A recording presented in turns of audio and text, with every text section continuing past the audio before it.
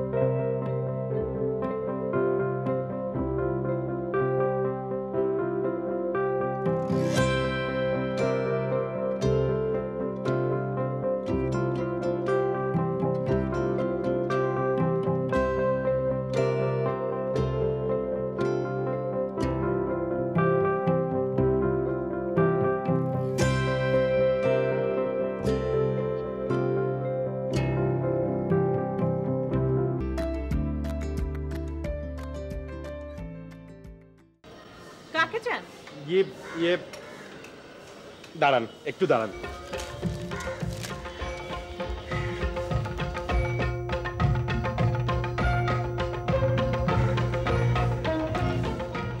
জি, মিলে গেছে। এটা তো 41 নম্বর ভূতের গলি, তাই না? জি, কিন্তু আপনি কে? আমার নাম আসাদুজ্জামান আসাদ। আমি রিয়াজের চাচাতো ভাই। এটা তো রিয়াজ আহমেদের বাড়ি, তাই না? জি না, এ বাসার একটা রুম ভাড়া নিয়ে উনি থাকেন, ওই দোতলা।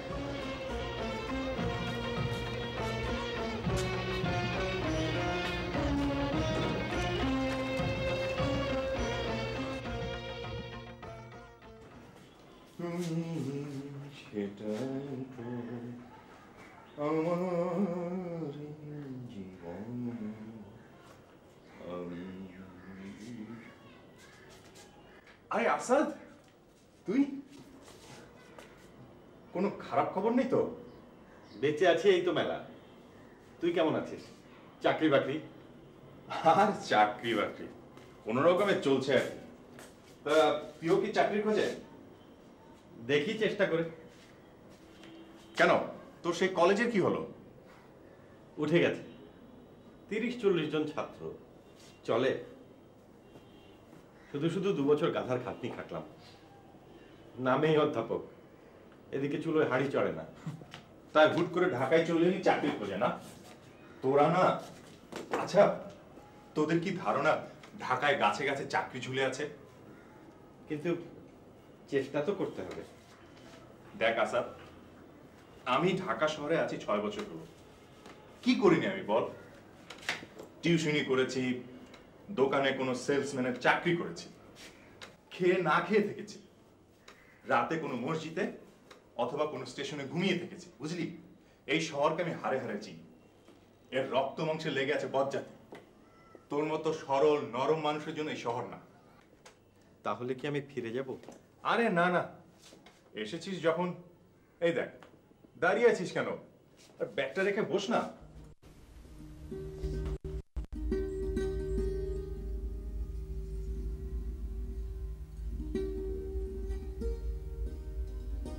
তুইও কি শহরটার মতো হয়ে গেছিস? ঠিক জানি না, তবে একথা হারে হারে টের পেয়েছি যে এ শহরে তুই টিকতে পারবি কিনা অথবা কত উপরে উঠবি তা নির্ভর করছে তুই কত বড় শেয়ানা। যেমন ধর, এই আমি যে কোম্পানিতে চাকরি করছি 3 বছর হয়ে গেল। হাড় ভাঙা পরিশ্রম, কিন্তু মাইনে যা পাই তাতে একারই ঠিক মতো চলে না। তাহলে তো আমি থাকলে তোর আরো অসুবিধা হয়ে যাবে। সে পরে দেখা যাবে। আগে বল, তোর প্রোগ্রাম কতদিনের? মানে কতদিন চাকরির চেষ্টা করবি বলে ঠিক করেছিস?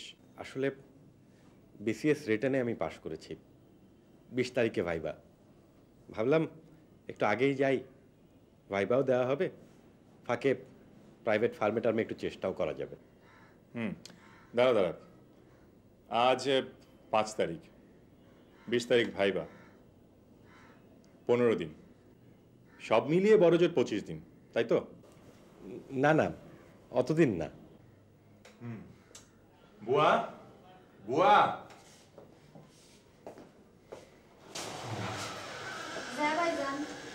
আমার চাচাতো ভাই কদিন থাকবে, আজ থেকে দুজনের জন্য রান্না করবে, বুঝলে? যাও। আসাদ, এ বাড়িতে একটা সমস্যা আছে।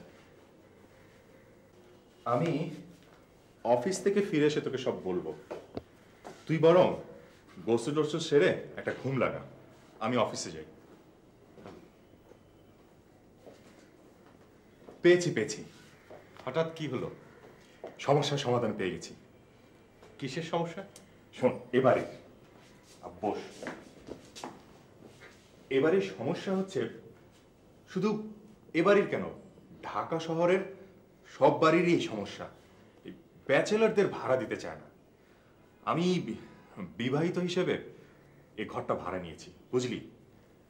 বাড়িওয়ালি খালাম্মা মাঝে মাঝে বউকে নিয়ে আসার জন্য চাপ দেয়। এরপর তোকে যদি দেখে, মানে আরো একজন ব্যাচেলর, তাহলে? ওটারই তো সমাধান পেয়ে গেছি। গত শুক্রবার রাতে খালাম্মার কাছে খুব কান্নাকাটি করেছি। কেন?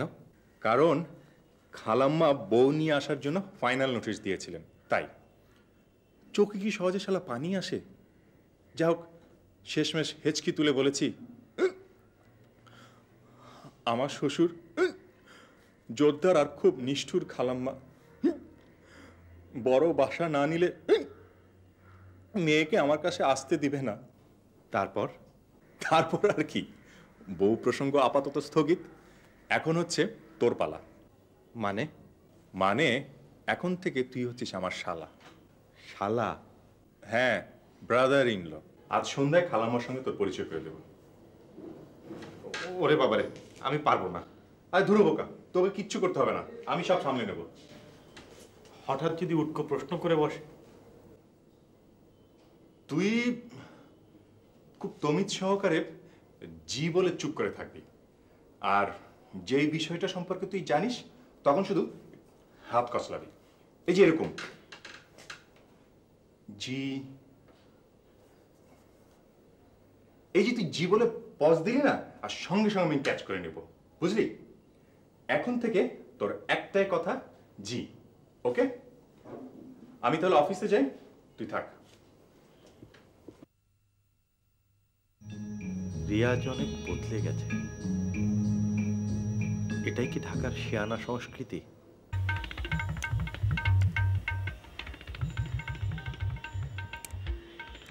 শেয়ানা?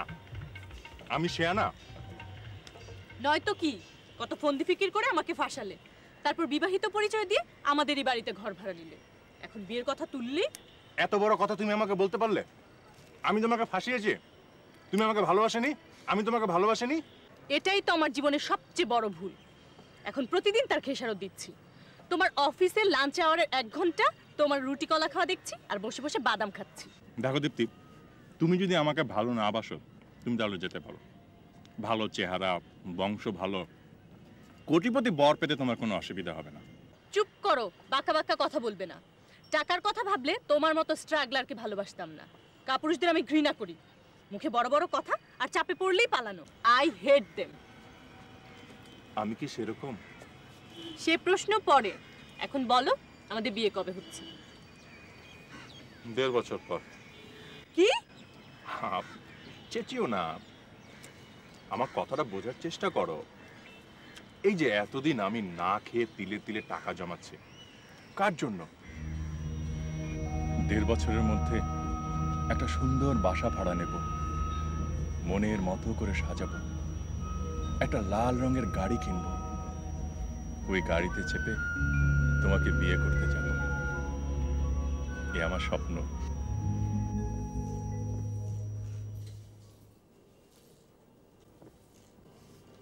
ভাইজান, আপনি কি চাকরি করতে আইছেন? হ্যাঁ।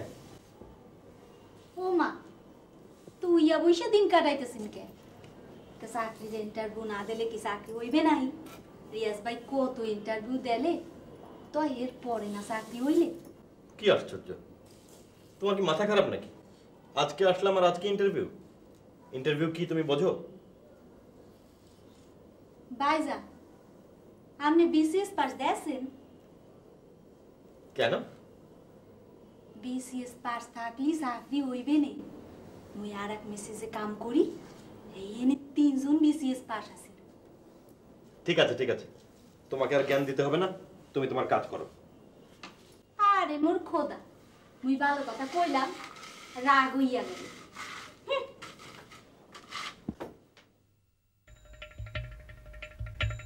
খালাম্মা, এই হচ্ছে আসাদ, আসাদুজ্জামান আসাদ। আসসালামু আলাইকুম। আমার শ্বশুর বাড়ির কঠিন কংক্রিটে এক নরম গোলাপ। বাবা, রিয়াজ ভাই দেখি আবার কাব্যও করতে জানেন। কাব্য নয় দীপ্তি আপা, কাব্য নয়, চরম বাস্তবতা। ওর মতো নরম ভদ্র কোমল হৃদয়ের মানুষ ওর 14 গোষ্ঠীতেই নেই। কিছু মনে করিস না ভাই, ও আবার আমার ছেলেবেলার বন্ধু তো। তা তুমি কি করো বাবা? জি, কি আবার করবে, ওর বাবা মানে আমার শ্বশুর সাহেব ওকে কিছু করতে দেবে ভেবেছেন? বাংলায় অনার্স মাস্টার্স করে গ্রামে একটা কলেজ করেছিল 2 বছর আগে, এই গরিব ছাত্রছাত্রীদের জন্য। ওর বাবা সেটা উঠিয়ে দিয়েছেন, দিয়ে ঢাকায় পাঠিয়েছেন চাকরির জন্য। দেখেন খালাম্মা, ঢাকায় ওর কত বড় লোক আত্মীয় স্বজন আছে, কিন্তু ও এসে উঠেছে আমার মতো গরিব বন্ধুর কাছে। এখন আমি কি করব? ওকে ওকে বের করে দেব? না না না, এ তুমি কি বলছো? যতদিন চাকরি বাকরি না হবে এখানেই থাকবে। তা তুমি কি চাকরি করবে বাবা? জি, ও আবার কি চাকরি করবে? ধরেন বিসিএস রিটার্নে পাশ করেছে, এখন 20 তারিখে ভাইবা। এছাড়া মন্ত্রী, মিনিস্টার, সচিব সব ওদের জানাশোনা। না মানে সবাই তো আর নয়, অনেকেই আছে। তাছাড়া আসাদ একটা জুয়েল খালাম্মা, খেলাধুলা, গান বাজনা। আপনি গান জানেন? জি। তুই কি হাত কতলাচ্ছিস? জানে মানে টিভি রেডিও সব ফেল। এই একটা গান শুনিয়ে দে না, শোনা শোনা। প্লিজ আসাদ ভাই, একটা গান প্লিজ। দাঁড়ান, আমি ভাইয়ের হারমোনিয়ামটা নিয়ে আসি।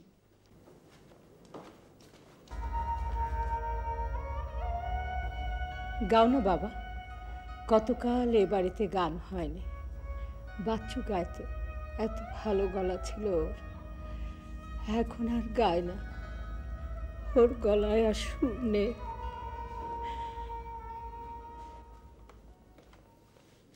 প্লিজ শুরু করুন। জি, এত করে বলছে যখন,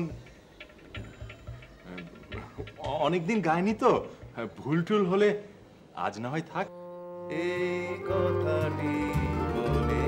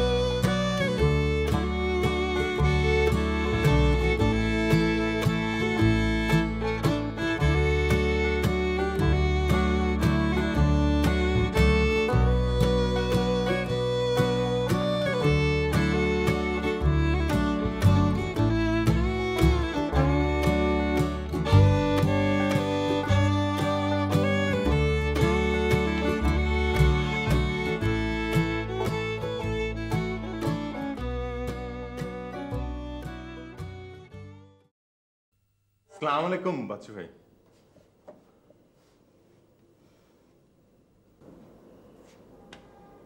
গানটা ছেড়ো না। গুয়েতেমালার মুদ্রার নাম কি? কুয়েট জাল।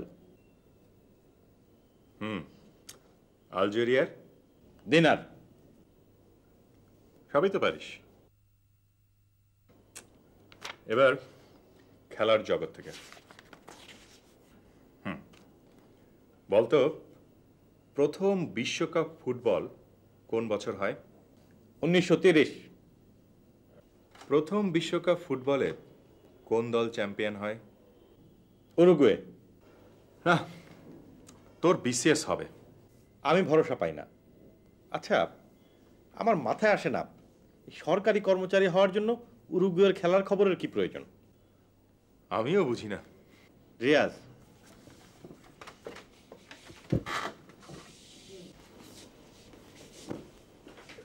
শুধু প্রিপারেশন ভালো হলেই বিসিএস এ হবে এমন কোনো গ্যারান্টি নেই। বিসিএস এখন অনেকটা ওই লটারির মতো। তার চেয়ে তুই আমার জন্য কোনো প্রাইভেট ফার্মে চেষ্টা কর। আরে রাখ তোর প্রাইভেট চাকরি, ওই কাজ মানুষে করে। শোন, হয় বিসিএস, না হয় স্টার, সুপারস্টার। বুঝলাম না। আরে গাধা, তোর গলায় আছে সুরের জাদু। এখন দরকার শুধু একটা স্পটলাইট, ব্যাস। আমি যে করেই হোক তোকে দিয়ে কোনো জনপ্রিয় একটা ম্যাগাজিন অনুষ্ঠানে গান গাওয়াবো। আচ্ছা, তুই আধুনিক গান গাইতে পারবি না? পারবো না কেন? আধুনিক গানও তো গান নাকি? ব্যাস, আর কিচ্ছু লাগবে না। একটা গান হিট হলেই দেখবি তোর পেছনে সব ক্যাসেট কোম্পানি লাইন লেগে গেছে। তখন শুধু লাখ লাখ কপি ক্যাসেট আর লাখ লাখ টাকা।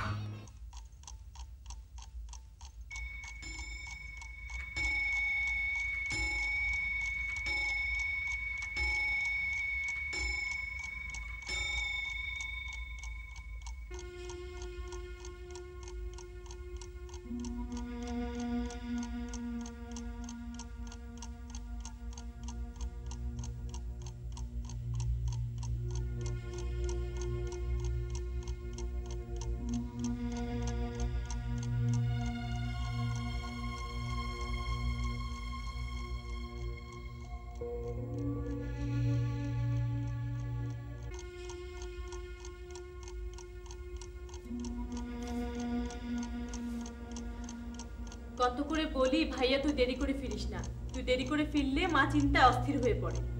কে শুনে কার কথা? আচ্ছা মা, তুমিই বাকি। ভাইয়া কি আজ প্রথম দেরি করছে? প্রতিদিনই তো করে, কেন মিছে মিছে টেনশন করতে যাও? সে তুই বুঝবি না, যা তো এখান থেকে।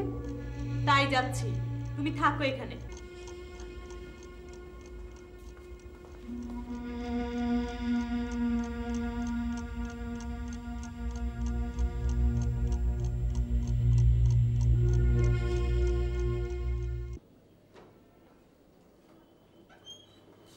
আসাদ ভাই, আসাদ ভাই কি আছেন? জি, আপনি আসুন।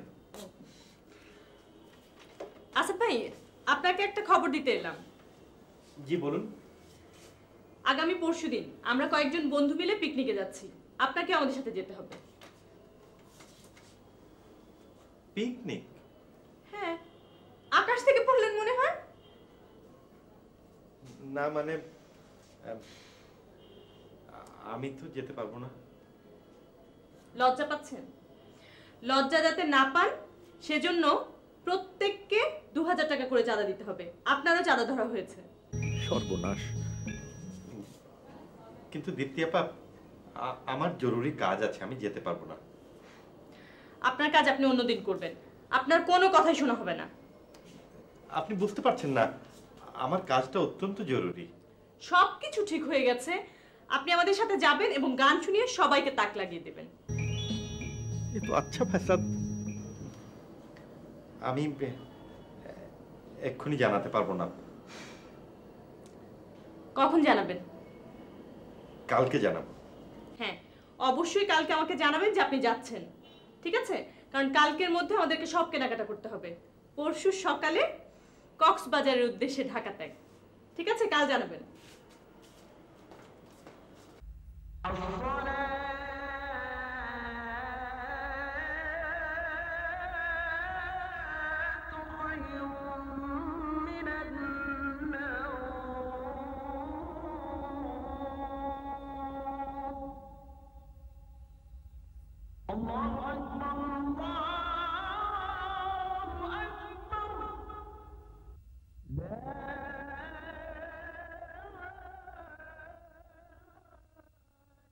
কিও মিয়া, এনো ঘুমাইতেছেন নি? আরে হজরের আজান হরি গেছে, উঠেন উঠেন। আরে জুয়ান মানুষ, অন ঘুমাইতেছেন নি? উঠেন। জি আরে অজু হরিলন জি কি জি জি হরেন? ওঠেন ওঠেন, নামাজ পড়িলন? জি জি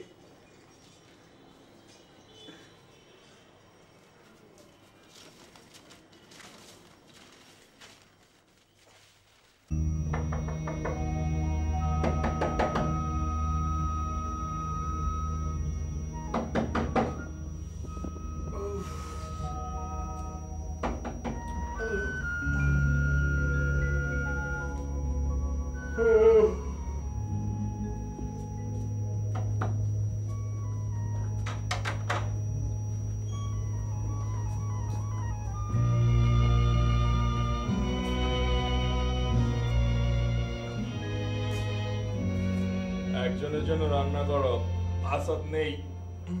কোথায় গেছে? সেটা তোমার জানার দরকার নেই। তুমি একজনের জন্য রান্না করো, আজ এবং কাল দুদিনই থাকবে না। কিন্তু কালকে তো তার পিকনিকে যাওয়ার কথা। কে বললো তোমাকে? আমি বলছি, আমি। হ্যাঁ তুমি?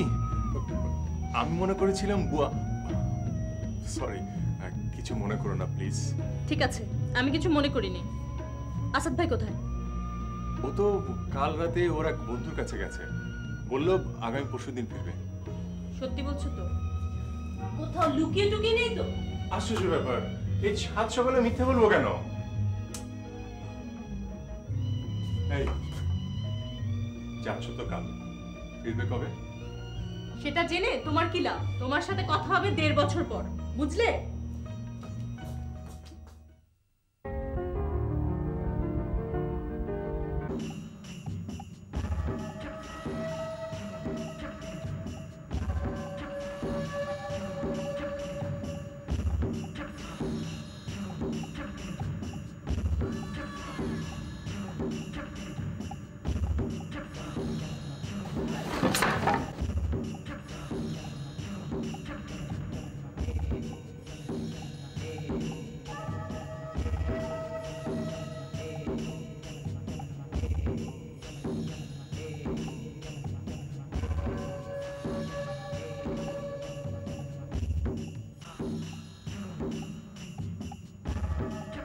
বাচ্চু ভাই,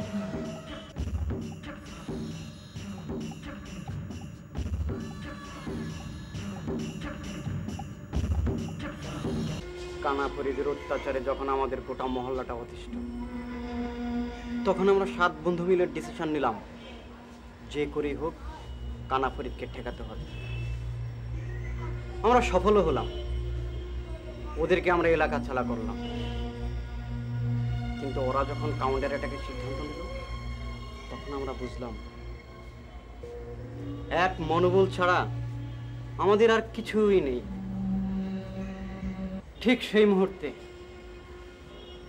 সেই মুহূর্তে প্রভাবশালী এক নেতা এগিয়ে এলো, আমাদের অস্ত্র দিল, টাকা পয়সা দিল, বাস সেই থেকে শুরু।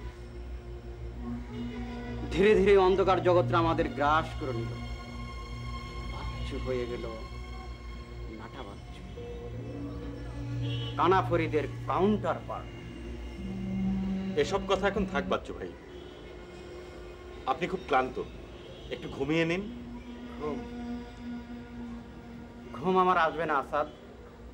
ভাবতে পারো, শুধু টাকার জন্য আমার বন্ধুরা আমাকে গুলি করে মেরে ফেলার জন্য সারা রাত আমাকে তাড়া করে বেড়ায়। বিশ্বাস হয় নাকি বিশ্বাস করা যায়? আপনার বন্ধু মানে অ্যাডভেঞ্চার? খবরদার, ওই নামটা আমার সামনে কখনো উচ্চারণ করবে না, নেভার। অ্যাডভেঞ্চার? শালা আমি বলে দিয়েছি, পুলিশকে আমি সব বলে দেবো, সব কটাকে আমি ফাঁসিতে ঝুলাবো।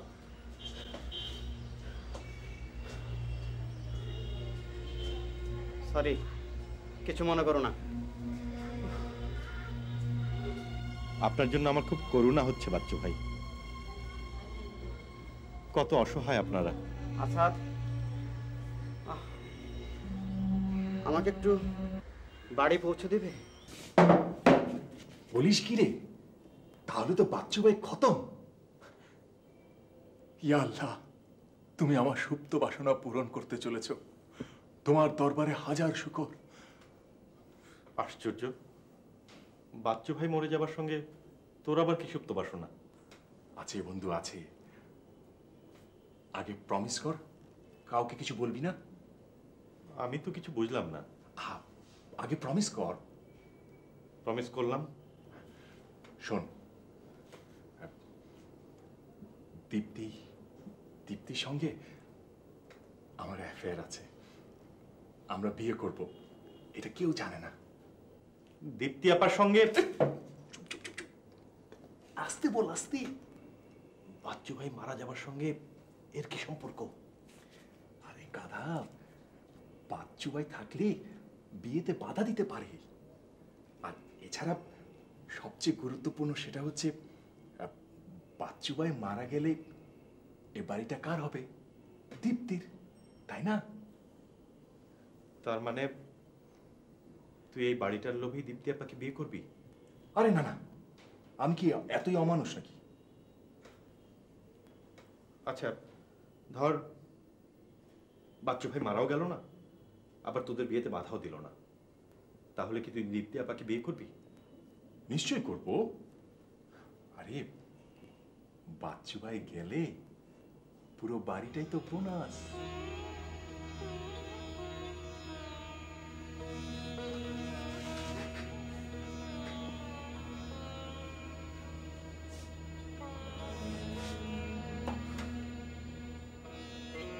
তুই আসলেই ভীষণ বদলে গেছিস রিয়াজ। আমি আর তোকে চিনতে পারছি না। ওই যে প্রথম দিনে তুই বলেছিলি এই শহরটা বড় বজ্জাত, বড় নিষ্ঠুর। আমার মনে হয় তুইও এই শহরটার মতো পেয়ে গেছিস। নিজেকে আমার বড় বেমানান মনে হয়। আমি বরং চলেই যাই রে। আহা, তুই বড্ড সেন্সিটিভ আশা। ওসব নিয়ে তুই ভাবিস না তো। শোন, পরীক্ষার আর বেশি দিন বাকি নেই। আজ ঘুম, কাল থেকে আবার পড়া, ঠিক আছে? যা, কাপড় বদলে শুয়ে পড়। আরে বোকা, আমি আগের রিয়াজই আছি। কি বলতে কি বলে ফেলেছি, আর তাতেই তুই নে নে, আয় তাতে শুয়ে পড়।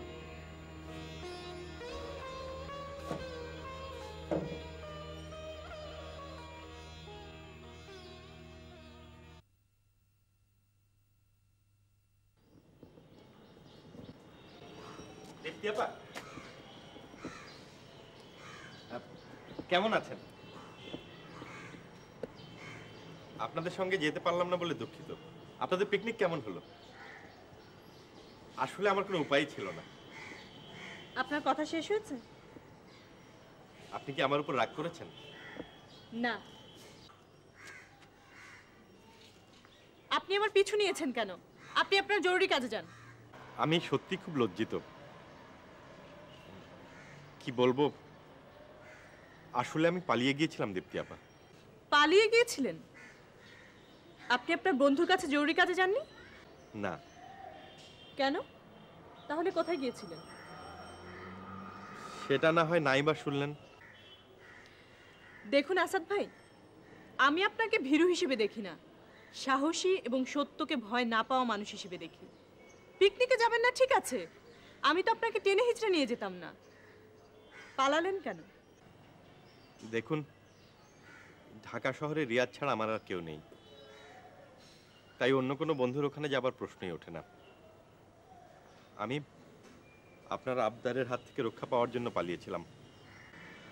হোটেলে ওঠার সামর্থ্য আমার নেই। রাত কাটিয়েছি মসজিদে আর লেকের ধারে একটা ছাউনির মধ্যে। দুদিন দুবেলা খেয়েছি ফুটপাতের হোটেলে। নিদারুণ অর্থ কষ্ট আছে আমার। বাড়ি থেকে টাকা আনবারও কোনো উপায় নেই। আপনাদের পিকনিকের 2000 টাকা আমার কাছে স্বপ্ন তুল্য। এ কথা কেমন করে বোঝাই আপনাকে? I'm sorry আসাদ ভাই, আমি আসলে বুঝতে পারিনি, না জেনে আপনাকে অনেক কষ্ট দিয়েছি। আসলে আমার মনটা খুব খারাপ, খুব। পিকনিক থেকে ফিরে দেখি ভাইয়া বাসায়, কি যে খুশি হয়েছিলাম, কিন্তু আজ 2 দিন হয়ে গেল তার মুখে কোনো কথা নেই। মা সারাক্ষণ কাঁদছে, আর কি যেন এক অজানা ভয় আমার মনে উকি দিচ্ছে। আমি ভাইয়াকে খুব ভালোবাসি আসাদ ভাই, খুব।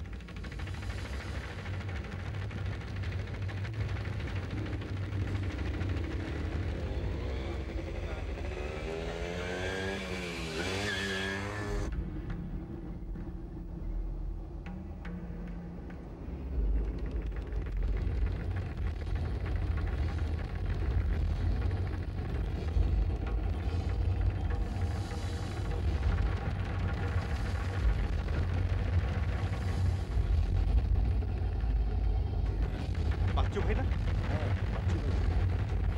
হ্যাঁ, বাচ্চু ভাইকে তোরা মেরে ফেলবে?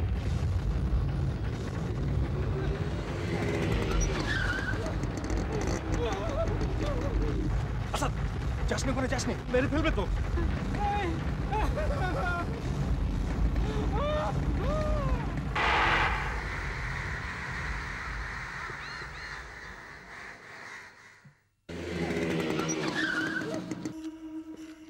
দেখছেন কিছু? জি না, আমরা কিছু দেখিনি। মনে থাকে যান, এই জায়গার মধ্যে যা হয়ে গেছে গা, তা আমি কিছু দেখেন না। একটা বুক খুললে অক্ষরে জলাই করে ভালামু করলাম, মনে থাকবো? এই চল।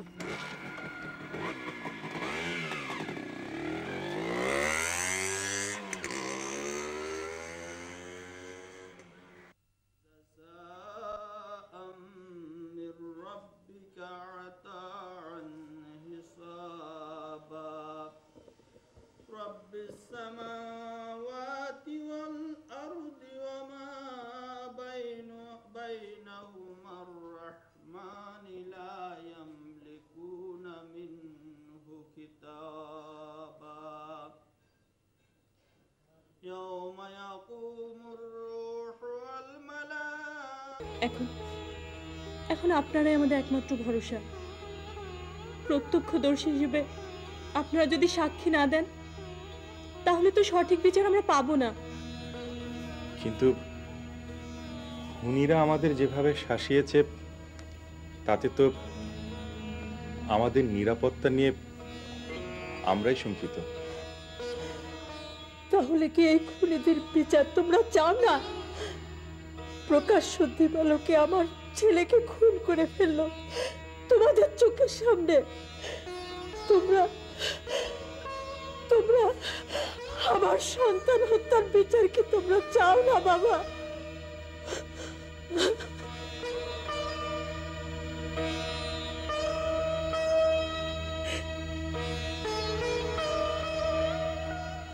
আপনারা পুরুষ হয়ে যদি পিছু হতেন, আমরা মেয়ে হয়ে কোথায় দাঁড়াবো? আমার তো বাবাও নেই, ভাইও নেই। বাবা রিয়াজ, ছেলে তো আমার গেছে। এই খুনিদের বিচার না হলে আমাদের বাঁচতে দেবে না বাবা। তোমরা আমাদের বাঁচাও বাবা, বাঁচাও। খালাম্মা, আপনি এত ভেঙে পড়ছেন কেন? ভয় নেই, আমরা সাক্ষী দেব। দেবে বাবা? নিশ্চয়ই সাক্ষী দেব, নিশ্চয়ই। সাক্ষী ভাই, ফাইনাল কথাটা মাথায় ঢুকছে নি? জি। তাও আরো একবার কই, মগজের ভিতরে বালা করে ঢুকে এলো। মামলার তারিখ মানে আগামী কালকা তরে যেন কোর্টে না দেখি কইলাম।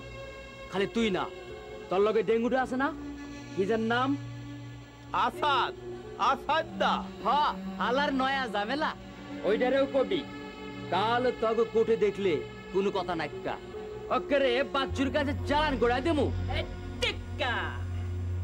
আর 2 নম্বর কথা, আজ রাতের মধ্যে ওই ডেঙ্গুটারে লইয়া এলাকার ঝাইরা ফুইটা যাবি গা। নজরে পড়লে কইলাম একেবারে। জি, আপনি যা বলবেন আমি তাই করব। তখন সাবাস বাঘের বাচ্চা। এই পটলা, ওরে যেমন চোখ বান্ধে আনছোস অমনে রাখে যা। রোকন না, তুইও লগে যা। যা।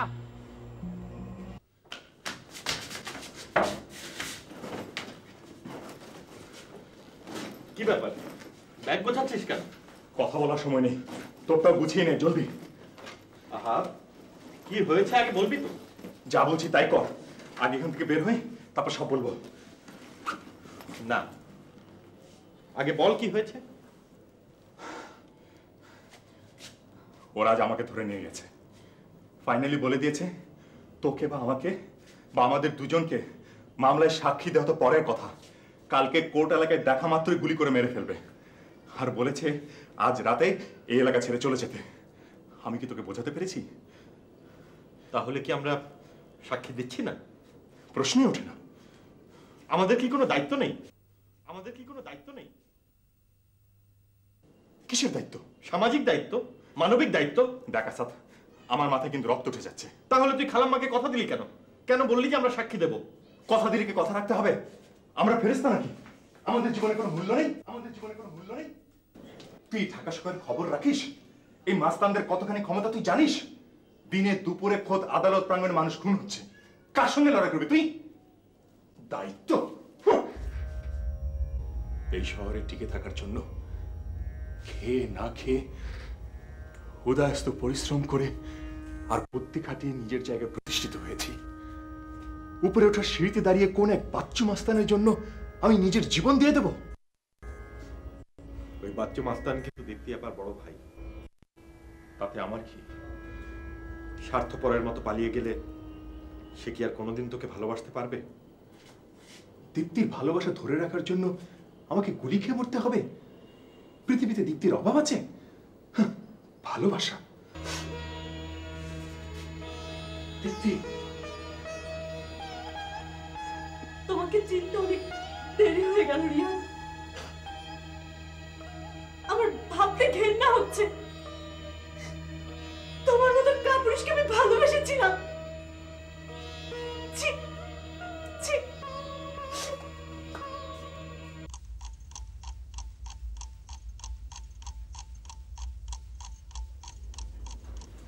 তো এসে গেছে।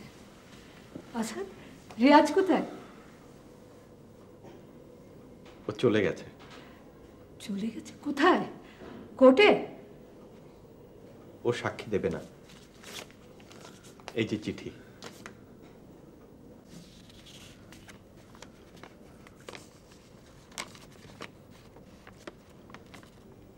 আসাদ, কাল সারা রাত আমি আমার মৃত বিবেকের সঙ্গে যুদ্ধ করেছি, কোনো লাভ হয়নি, তাই চলে যাচ্ছি। তুই বলবি পালিয়ে গেলাম, হয়তো তাই। সাবধানে থাকিস, পারলে তুইও পালিয়ে যাস, অন্তত বেঁচে তো থাকবি। তা আসাদ সাহেব, আপনি এখন কি করবেন? পালিয়ে যাবেন? আমি তো এই শহরটার মতো ধূর্ত হয়ে উঠতে পারিনি, তাই পালাতে পারলাম না। আমি সাক্ষী দেব। আমাদের উপর দয়া করে? অবশ্যই, তবে শুধু আপনাদের উপর নয়, এই শহরের সমস্ত পলায়নপর মানুষের উপর দয়া দেখিয়ে আমি সাক্ষী দেব। বাহ বাহ আসাদ সাহেব, আপনি দায়িত্বকে বলছেন দয়া। আচ্ছা দীপ্তি আপা, এই খুনটা বাচ্চু ভাইয়ের না হয়ে যদি অন্য কারো হতো এবং তা আপনার চোখের সামনেই হতো, খুনিরা অহরহ আপনাকে অস্ত্রের মুখে হুমকি দিত, তাহলে আপনি কি কোর্টে যেতেন সাক্ষী দিতে? আর কোর্টেই বা কিসের নিরাপত্তা? বলুন খালাম্মা, আপনি কি দীপ্তি আপাকে যেতে দিতেন কোর্টে সাক্ষী দিতে? এসব তুমি কি বলছো আসাদ? আমি তো কিছুই বুঝতে পারছি না বাবা। খালাম্মা, এ কদিনে ফাঁপা রং মাখায় শহরটাকে আমি খুব ভালো করে চিনেছি। সবাই নিজের নিজের খোলসের ভিতর দরজা জানালা বন্ধ করে ভাবছে আমার তো কোনো ক্ষতি হয়নি, আমি কেন যাব? অথচ যার ক্ষতি হচ্ছে সেই বুঝতে পারছে সে কতটা একা। অহরহ ঘটছে অঘটন, কিন্তু কেউ এটাকে সামাজিক দায়িত্ব মনে করে এগিয়ে যাচ্ছে না। দু চারজন যাও বা ব্যতিক্রম আছে, তাদেরও লাশ পড়ে যাচ্ছে, আমারও হয়তো লাশ পড়বে। তবু আমি সাক্ষী দেব দীপ্তি আপা, কারণ এটা আমার দায়িত্ব, আর এই স্বার্থপর শহরটার প্রতি আমার দয়া। চলুন।